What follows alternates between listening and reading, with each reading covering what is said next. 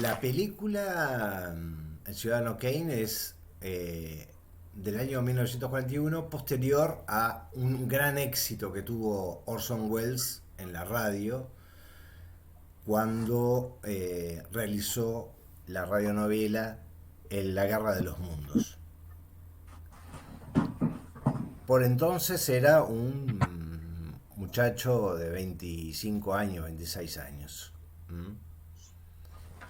Cuando hizo esta película.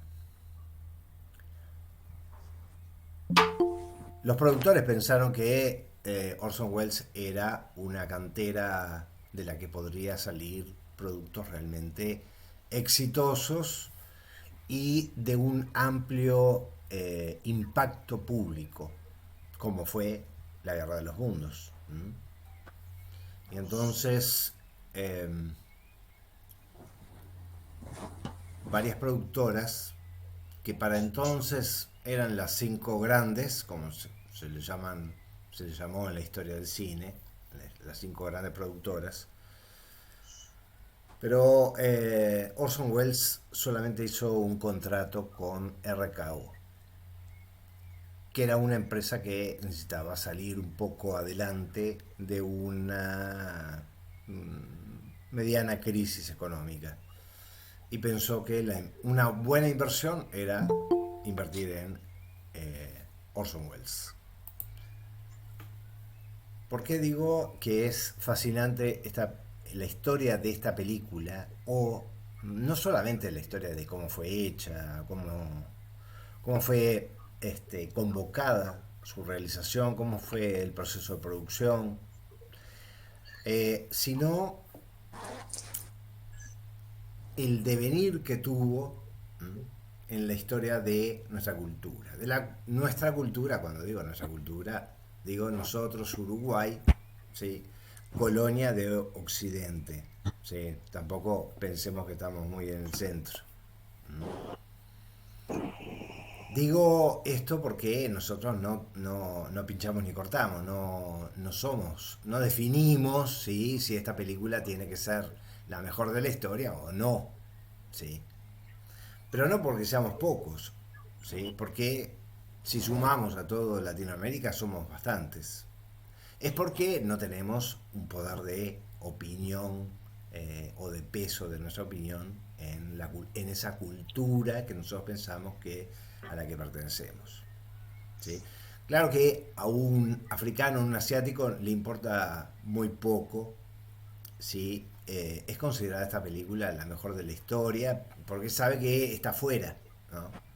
Pero lo sabe con un cierto orgullo, con una cierta, con una especie de autoestima elevada, que dice, está bien, sí, acepto esta historia, eh, pero no quiere decir eso que esté de acuerdo con el resultado, ¿no? Sino que es fruto de las circunstancias. En gran parte pasa por ahí.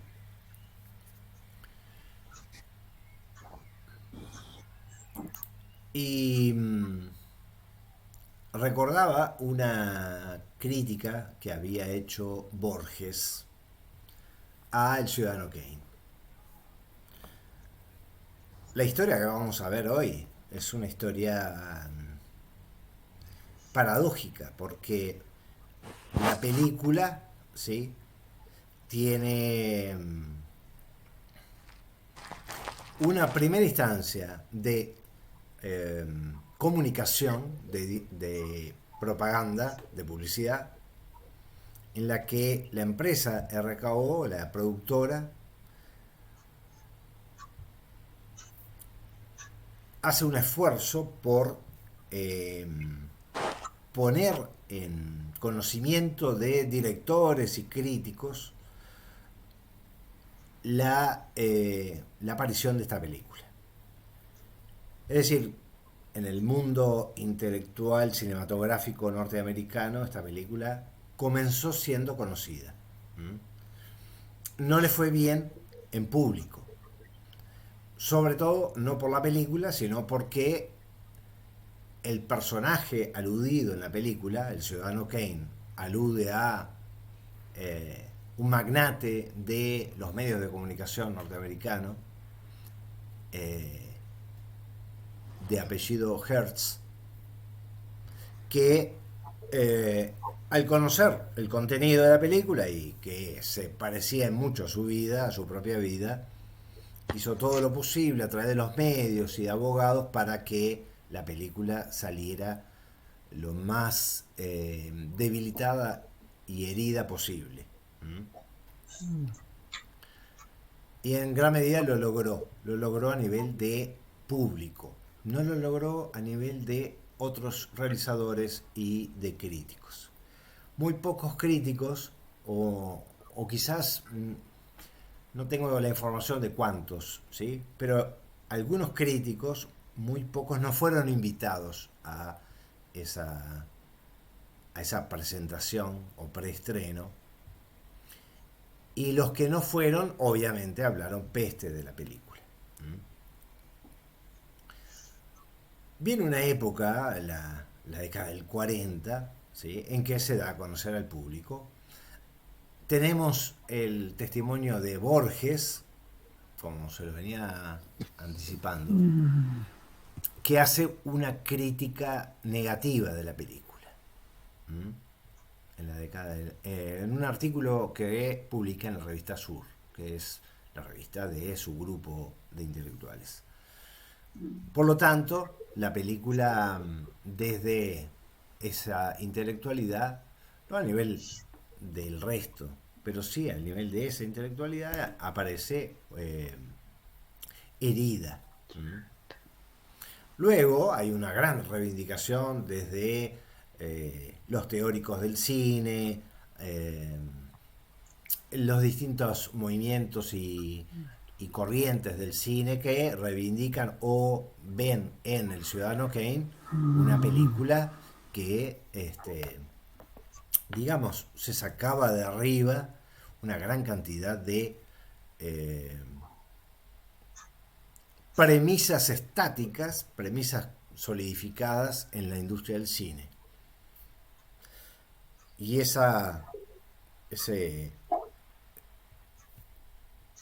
temblor ocasionado por la película a nivel de esa crítica van consolidando la historia o la reputación del Ciudadano Kane a nivel teórico, ¿sí? En esa segunda mitad del siglo XX, ¿no? El 60, el 70, el 80, el 90. Toda esa situación comienza a transformarse en el siglo XXI. En el siglo XXI, en la época en que los medios describen su mayor poder hegemónico, su mayor poder de instalación de su perspectiva, de su visión del mundo, los medios como puede ser la prensa, la web, los sitios web, ¿no? Obviamente, y en el que el papel de los medios de comunicación adquieren un protagonismo nunca visto, ni siquiera imaginado en la época de las grandes rotativas, ni siquiera imaginado en la era de la televisión, ¿sí? Es en esa época en la que, o sea, siglo XXI, en la que esta película comienza a ser, podríamos decir, relativizada, ¿sí? Relativizada no por el argumento que ha construido, no por lo que está contando, sino por algunas consideraciones más bien formales, ¿eh? Lo cual podría ser un poco tardío. ¿Eh? Si entonces, en la década del 60, se consideraba la renovación del lenguaje cinematográfico, en el siglo XXI creer que ese lenguaje no había sido renovado de esa manera es como un poco extraño, ¿no? Porque parece ser un descubrimiento a contramano. ¿Mm? Pues estamos hablando de una película del año 41, considerada la renovación de un lenguaje durante 60 años, pero que en el siglo XXI, 70, 80 años después, es relativizada, parece extraño. En todo caso, ¿sí? Esa relativización parece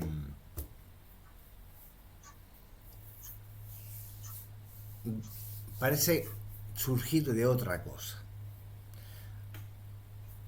Fíjense que esto es complejo de presentar, porque declarar la película El Ciudadano Kane la mejor película de la historia, como lo hizo la encuesta de Sight and Sound, ¿no? Durante décadas. ¿Mm? Y ser desbancada en el siglo XXI podría deberse a que hay películas que han renovado el lenguaje cinematográfico de una nueva manera, y entonces ese trono, ese supuesto trono, no tiene sentido, porque hay nuevas películas que han renovado el antiguo renovado lenguaje cinematográfico.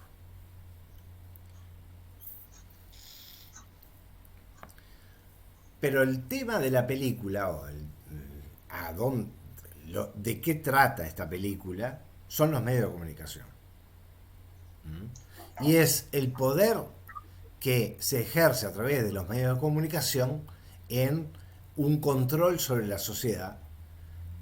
Y ese tema es quizás el más, uno de los más, no voy a poner tampoco un ranking sobre cuál es el tema más, pero es uno de los temas más complicados del siglo XXI. ¿Mm?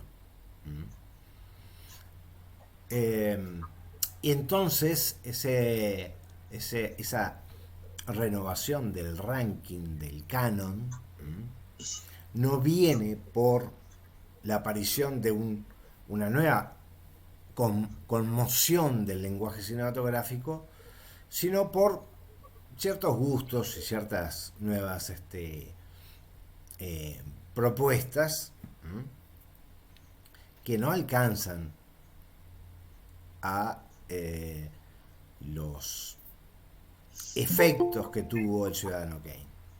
Los efectos del Ciudadano Kane fueron no solo coetáneos, no solo de su tiempo, sino de más allá de sus fronteras, ¿m?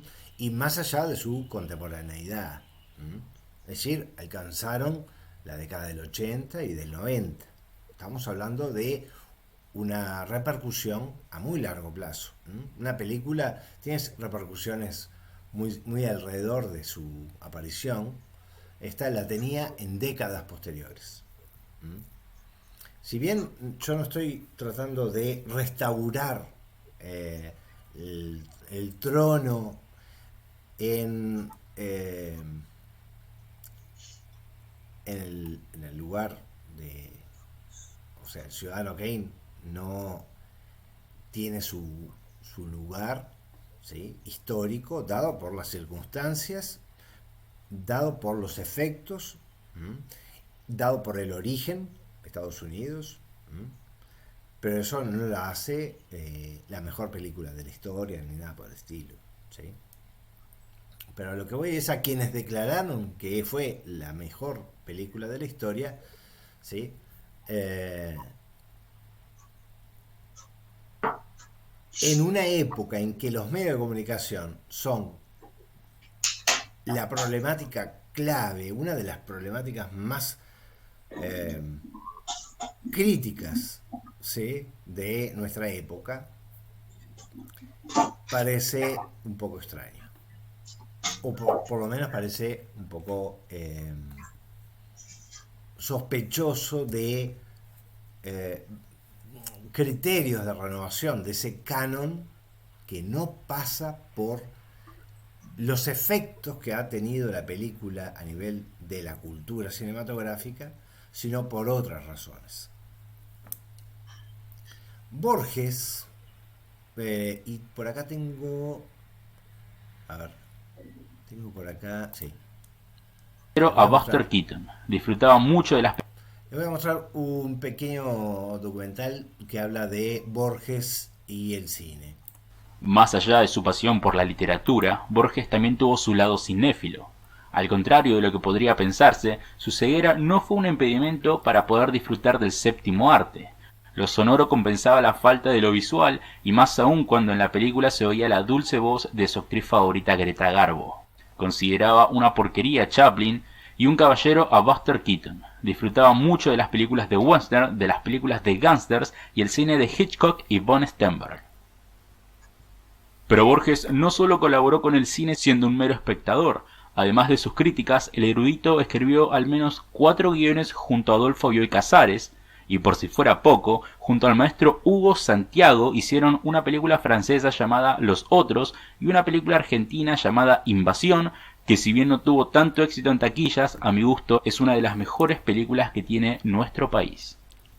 Llegaba el agosto de 1941 y en la entrega número 38 de la revista Sur, Borges publicaba una carta titulada Un film abrumador, que toma a Citizen Kane como rehén. Citizen Kane, cuyo nombre en la República Argentina es El Ciudadano, tiene por lo menos dos argumentos. El primero, de una imbecilidad casi banal, intenta sobornar el aplauso de los muy distraídos. Es formulable así: un vano millonario acumula estatuas, huertos, palacios, piletas de natación, diamantes, vehículos, bibliotecas, hombres y mujeres, a semejanza de un coleccionista anterior cuyas observaciones es tradicional atribuir al Espíritu Santo. Descubre que estas misceláneas y plétoras son vanidad de vanidades y todo vanidad. En el instante de la muerte anhela un solo objeto del universo, un trineo debidamente pobre con el que en su niñez ha jugado. El segundo es muy superior, une al recuerdo de Coelet con el de otro nihilista, Franz Kafka.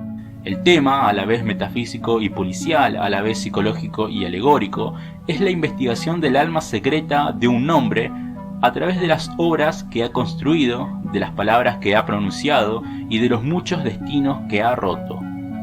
El procedimiento es el de Joseph Conrad en Chance y el del hermoso film El poder y la gloria, la rapsodia de escenas heterogéneas sin orden cronológico. Abrumadora e infinitamente, Orson Welles exhibe fragmentos de la vida del hombre Charles Foster Kane y nos invita a combinarlos y a reconstruirlo. Las formas de la multiplicidad, de la inconexión, abundan en el film. Las primeras escenas registran los tesoros acumulados por Foster Kane. En una de las últimas, una pobre mujer lujosa y doliente juega en el suelo de un palacio que es también un museo con un rompecabezas enorme.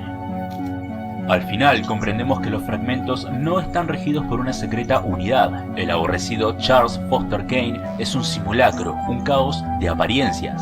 En uno de los cuentos de Chesterton, The Head of Caesar, creo, el hombre observa que nada es tan aterrador como un laberinto sin centro. Este film es exactamente ese laberinto. Todos sabemos que una fiesta, un palacio, una gran empresa, un almuerzo de escritores o periodistas, un ambiente cordial de franca y espontánea camaradería son esencialmente horrorosos. Citizen Kane es el primer film que los muestra con alguna conciencia de esa verdad. La ejecución es digna en general del vasto argumento. Hay fotografías de admirable profundidad, fotografías cuyos últimos planos no son menos precisos y puntuales que los primeros. Me atrevo a sospechar, sin embargo, que Citizen Kane perdurará como perduran ciertos films de Griffith o de Pudovkin, cuyo valor histórico nadie niega, pero que nadie se resigna a rever. Adolece de gigantismo, de pedantería, de tedio. No es inteligente, es genial, en el sentido más nocturno y más alemán de esta mala palabra. Ahí va. Esas eran las palabras de Borges sobre la película. Lo primero que salta a la vista o a nuestros oídos es una crítica que parece negativa. Orson Welles la tomó como negativa, ¿sí?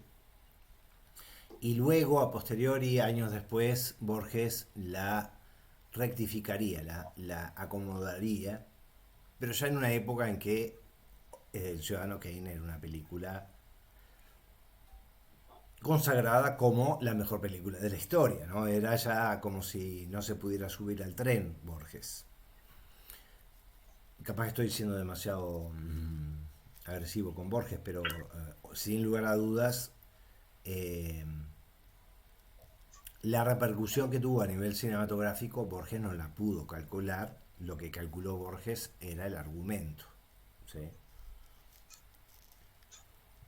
Sin lugar a dudas no podía observar lo que la Nouvelle Vague o el neorrealismo italiano o el cine asiático pudieron ver en El Ciudadano Kane. ¿Mm? Y se limitara a aquel aspecto que tenía que ver más con el argumento, con la historia. Y eso aparece como, bueno, como una especie de advertencia de que estamos frente a una película que puede desencadenar posiciones muy diversas, ¿sí?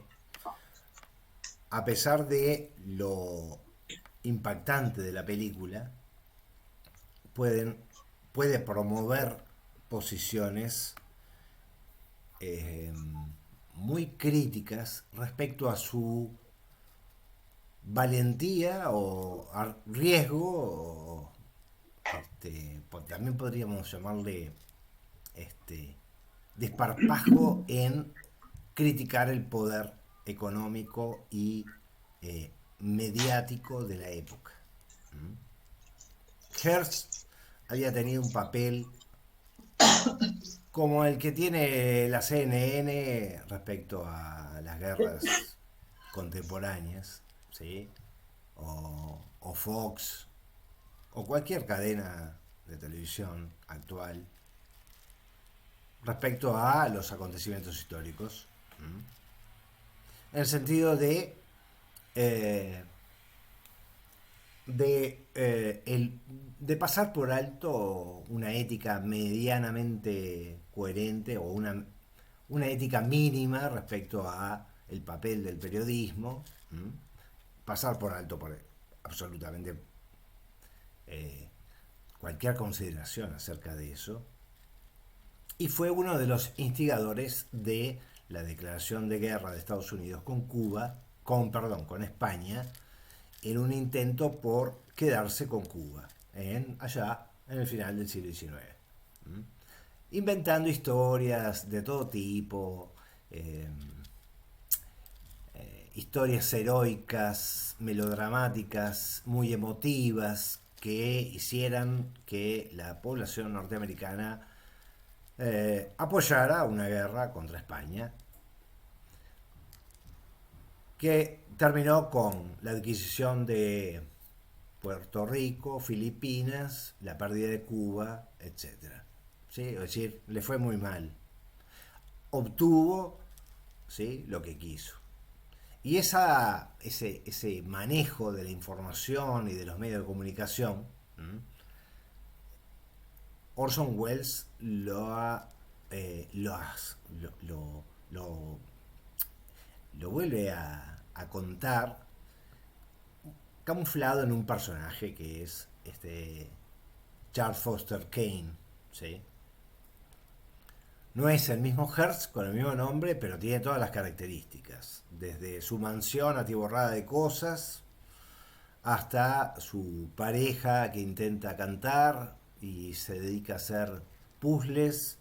Una cantidad de elementos que entonces todos conocen, toda la sociedad conoce. Para el año 41 todos conocen esos pequeños detalles de la vida de Hearst.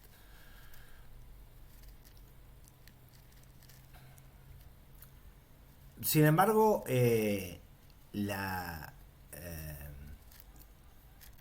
la Segunda Guerra Mundial, ¿sí?, llevaba a un pensamiento mucho más realista del papel de los medios de comunicación. en el marco de una propaganda de guerra. Lo cual hacía que en gran medida las críticas que hacía Orson Welles a el papel eh, manipulador de los medios de comunicación quedara en segundo lugar, ¿no? Es decir, entonces, en la Segunda Guerra Mundial, los medios de comunicación evidentemente debían manipular, ¿sí?, la visión de la historia en favor de quienes luchaban en la guerra. Y debía verse la perspectiva alemana o japonesa muy entrado en la década del 40, ¿no? No estamos hablando del 39, en el que Estados Unidos directamente apoyaba a la Alemania nazi o a Japón, sino más entrada a la guerra cuando ya era conveniente la entrada de Estados Unidos en esa guerra. Y entonces los medios de comunicación jugaban un papel fundamental en el apoyo a esa estrategia geopolítica. Entonces, lo interesante de lo que estoy o lo que quiero exponer es que el papel de la película ha tenido, o mejor, no tanto el papel, sino el estatus que se le ha adjudicado a la película ha tenido vaivenes y ha tenido distintas perspectivas, ¿sí? Cuando leemos a Borwell, que es David Borwell, es alguien que yo, y Thompson, que es su pareja, es alguien que yo he citado continuamente en los cursos, ¿sí? Sobre todo su libro sobre el estilo clásico de Hollywood o el arte cinematográfico. Son dos grandes libros que hemos citado continuamente. En algunos estudios de la última década del siglo XXI, en las últimas décadas, las primeras décadas mejor dicho, Borwell y Thompson manejan la idea de que gran parte de todo lo que se observó en la película como renovador del lenguaje cinematográfico respecto al cine de Hollywood era algo que no podía considerarse como un invento de Orson Welles, sino como una recopilación de elementos dispersos en el cine de Hollywood. Orson Welles no inventaba nada, no revolucionaba por sí mismo, sino que lo que hacía era reunir elementos, ¿no? Y entonces, cosas que tienen que ver, por ejemplo, con la profundidad de campo. En este caso lo que estamos viendo es una puesta de escena en profundidad, un típico de esta película y de muchas películas de la época. Un primerísimo plano, un plano muy fuerte del personaje a la derecha, del ciudadano Kane sentado en un plano más profundo, más atrás, ¿sí? Y incluso podemos ver más atrás todavía otros elementos de la escena, ¿no? Acciones, periodistas están por ahí. Esta puesta en escena en profundidad, dice Borwell, ya existía en la década del 30, ya existía en el cine. Lo mismo si vamos a este tipo de encuadre. Encuadre llamamos en cine a esa forma de capturar el espacio, a lo que captura la cámara, ¿sí? En este caso captura al personaje Ciudadano Kane, Citizen Kane, Charles Foster, acá a la izquierda, y luego a su mejor amigo y colaborador del diario, muy allá a lo lejos, en una profundidad de campo. Profundidad de campo se le llama a esa zona que la óptica de la cámara permite poner en foco. ¿Sí? Muchas veces en el cine contemporáneo, en el cine más actual, este tipo de imágenes tendrían un fuera de foco del fondo y la figura de Charles Foster Kane en foco. ¿Sí? Eso sería lo típico en la actualidad. Bueno, en esa época era tan importante este primer plano del protagonista como aquel muy al fondo del personaje secundario que se acerca a él. Estos elementos, dice Borwell, ya existían también en el cine. Después, si vemos este fragmento de la película, a ver si me deja mostrarles. Acá.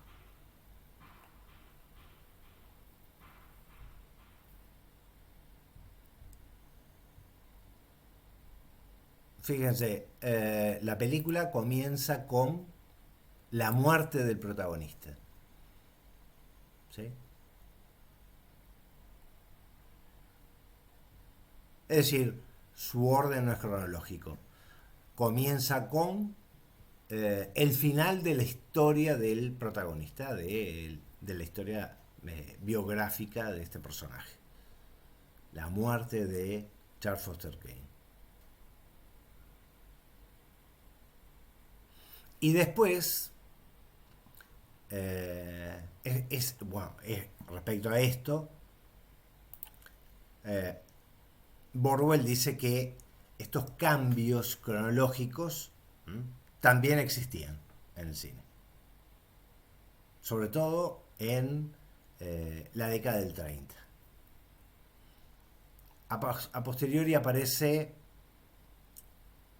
un documental sobre la vida de Charles Foster Kane.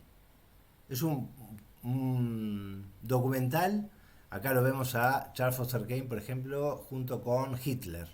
¿Sí? A ver si se los puedo mostrar. Acá con un japonés, acá con el emperador, ahí con Hitler. ¿Sí? Y hay un plano incluso de Foster Kane en una silla de ruedas filmado por una especie de cámara de un paparazzi, ¿no? Alguien subido sobre el muro, imagínense, alguien tratando de mirar por encima del muro y filmando a este personaje. Como si fuera no parte de la filmación de la película, sino un documental dentro de la película. Podríamos decir que ese elemento podría ser uno de los más innovadores en el cine de El Ciudadano Kane, de Orson Welles.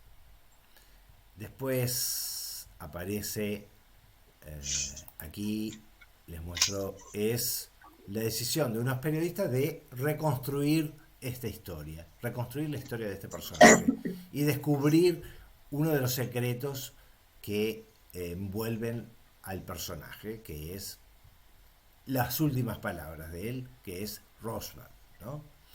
Y entonces comienza una reconstrucción de la historia del personaje desde la perspectiva de 4 o 5 personajes vinculados a él.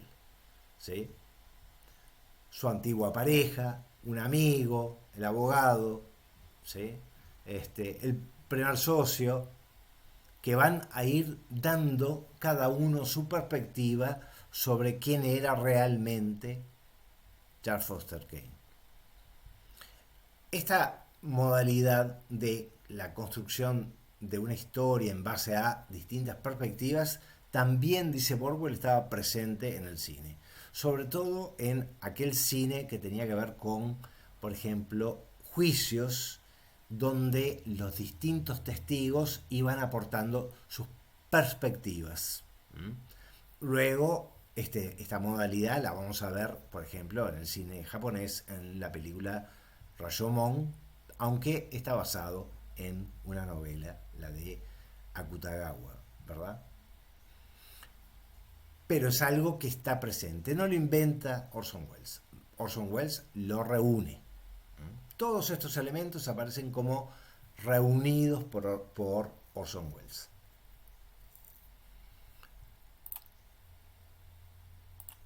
Lo mismo esta estética de una fotografía, como veíamos entre los periodistas. Este es un periodista que va a un archivo a buscar los manuscritos de Foster Kane.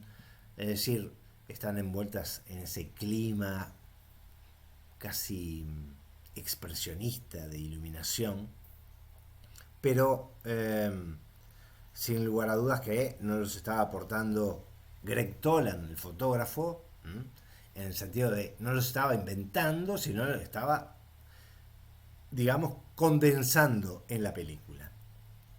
¿Sí? Eso hace que las evaluaciones sobre la majestuosidad o la maestría de la película se relativicen. Y acá podríamos poner un pero gigantesco. De ninguna manera la jerarquía del Ciudadano Kane se debe a el invento del lenguaje cinematográfico o a la renovación del lenguaje cinematográfico, sino a su impacto, a de qué manera esta película afectó a diversos cines de diversos países y de diversas épocas. Así haya sido una obra que solo resumía o retomaba grandes descubrimientos de películas dispersas. Ahora las lecturas más contemporáneas están relativizando que haya sido realmente el Ciudadano Kane quien haya inventado estas cosas, ¿sí? Y coinciden también esas perspectivas con el destronamiento del Ciudadano Kane como la mejor película de la historia. Vuelvo a repetir, no quiero decir con esto es que el Ciudadano Kane merezca ser el, digamos, la obra magna del cine, como tampoco quiero decir con esto que estoy justificando su caída, ¿no? Lo que estoy hablando es de otra cosa. Estoy diciendo que tanto su entronización como su desmoronamiento, su caída, se deben a razones históricas y no artísticas, no a una comprobación de cualidades superiores a las obras de su época o de todas las épocas, e incluso de todas las latitudes, sino a condiciones concretas. Es un ejemplo precioso para darnos cuenta de que cuando vemos entronizada una película, tenemos que entender que se debe fundamentalmente a condiciones concretas y con condiciones que están acompañando a la película. En el caso del Ciudadano Kane, acompañaron por una larga etapa, 40, 60 años acompañaron. Sin lugar a dudas que nos tenemos que fijar en cuáles son los criterios, cuáles son los argumentos para destronarla y observar que, y esto no puede pasar desapercibido de ninguna manera, ¿sí? En una época en que los medios de comunicación tienen un papel como nunca tuvieron en la historia, Quizás lo tengan de otra manera en el futuro, pero hasta ahora nos habíamos quedado cortos en la percepción de los impactos que tienen los medios de comunicación. ¿Sí? Podíamos asombrarnos de que un diario tuviese 3 millones de ejemplares en un día. Podíamos asombrarnos de que un programa de televisión tuviera 100 millones de espectadores. ¿Sí? Bueno, ahora nos asombramos de que tenga 1.000 millones de espectadores. ¿Mm? O que su, su poder de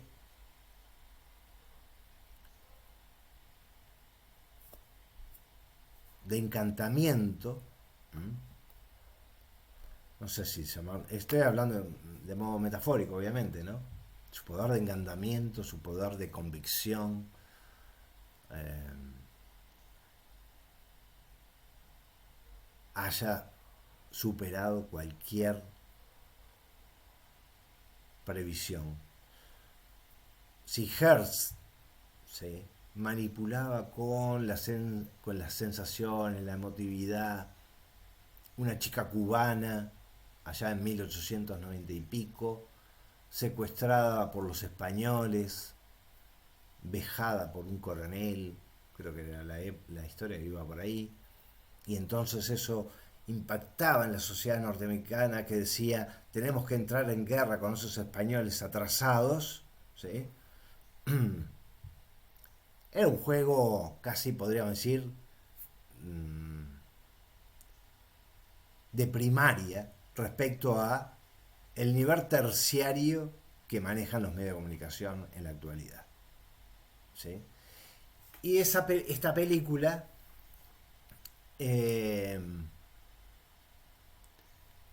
trata muy claramente el papel de esos medios de comunicación. Lo hace a veces con una historia particular. Charles Foster Kane tiene una pareja, una esposa, que quiere ser cantante lírica, quiere ser cantante de ópera. Ella no tiene ninguna capacidad vocal ni auditiva como para cantar ópera. Kane le contrata el mejor profesor para prepararla, y en el estreno de la ópera el resultado es catastrófico. Así que su diario va a escribir de la pluma de su mejor amigo una crítica a la ópera que protagonizó su esposa. Y su mejor amigo hace una crítica que es lapidaria respecto a la ópera. Pero no la puede terminar, no la puede entregar. Así que Kane toma ese papel, esa crítica, la termina él de modo negativo, como su amigo hubiera hecho, y piensa que lo mejor es despedir a su amigo, que no trabaje más en el diario.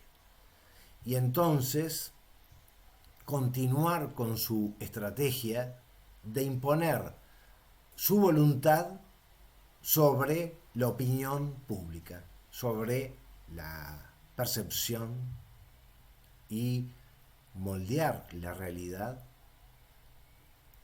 a ojos de ese público. No importando la moral, la ética de nadie, ¿no?, sino pasando por encima de cualquier principio. Ellos, como amigos, habían firmado en las épocas juveniles, habían firmado una especie de decálogo de principios sobre cómo debe ser la prensa, ¿no? Y en ese final de esta secuencia, ese decálogo se destruye, ¿no? Se tiene que romper en 1000 pedazos, porque ya no ha quedado nada, ninguno de los principios en pie.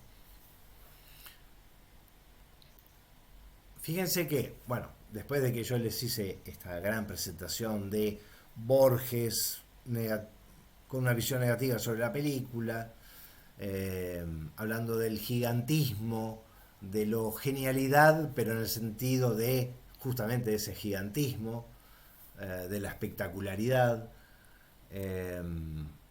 luego la adoración de las distintas corrientes cinematográficas de distintas latitudes sobre esa película, que la llevó a mantenerse en el puesto número 1 de las películas mejores de la historia, etcétera, y a una revisión de esa perspectiva, relativizando sus aportes, a pesar de que sus aportes, si no los inventó, igual se produjeron, es decir, su impacto fue real. La relativización no va a los impactos, sino a que los aportes que hizo no eran realmente propios, ¿sí? Sino que eran, digamos, recabados de diversas películas, que es lo que hace todo el mundo, ¿verdad? Es decir, nadie inventa nada. Griffith, el llamado, a él sí le respetan el título de padre del cine, aunque no fue ningún padre gestor del cine, sino también una especie de persona que adopta, ¿sí?, elementos de diversos realizadores y directores. Lo que hizo Orson Welles después.